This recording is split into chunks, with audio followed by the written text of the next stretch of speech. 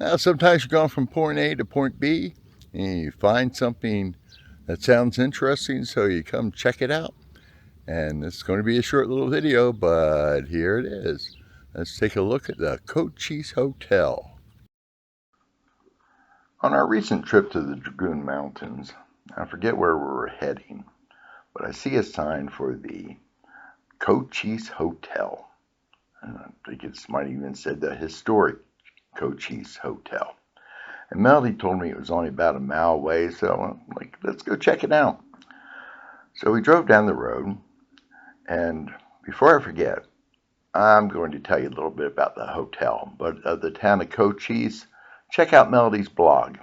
She did a whole write-up about the town, the history of it, and everything. It's a worthwhile read. And as I said, I'm only going to talk about the hotel. It opened in 1882 and served many purposes in the local community. These purposes include serving as a Wells Fargo office, the telegraph office, community laundry, local post office beginning in 1896. And it had some interesting people actually working there.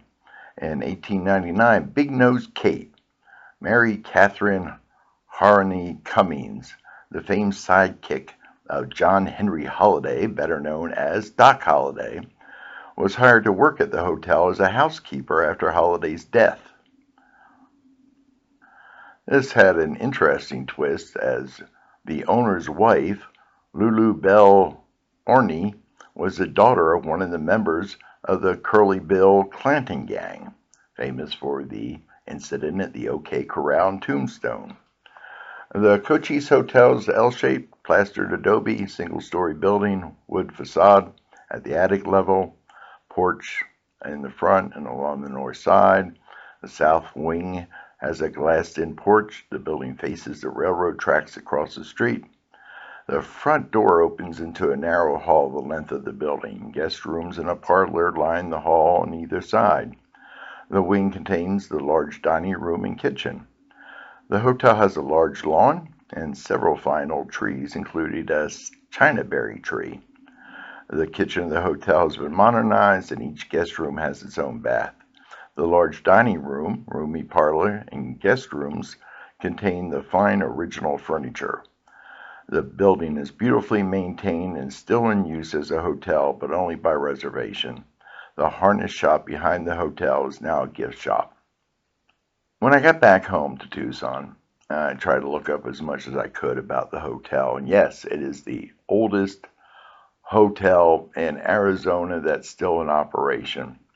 So I go to their webpage, I click on make a reservation just so I could add in, how much do they charge, things like that.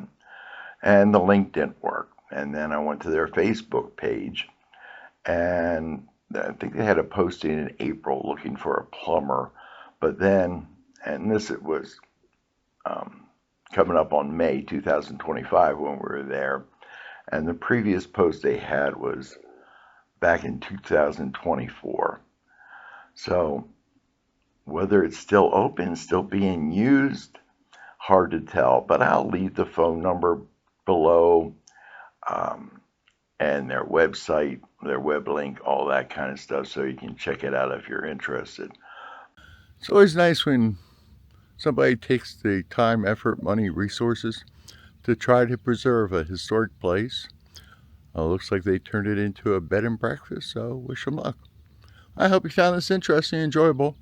It's just one of those lucky finds. Saw a sign along the road as we're heading up to Wilcox saying Cochise Hotel, probably Historic Cochise Hotel. So we thought we'd check it out. So comment. If you know anything about this place, let us know. Give it a thumbs up and have yourself a blessed day.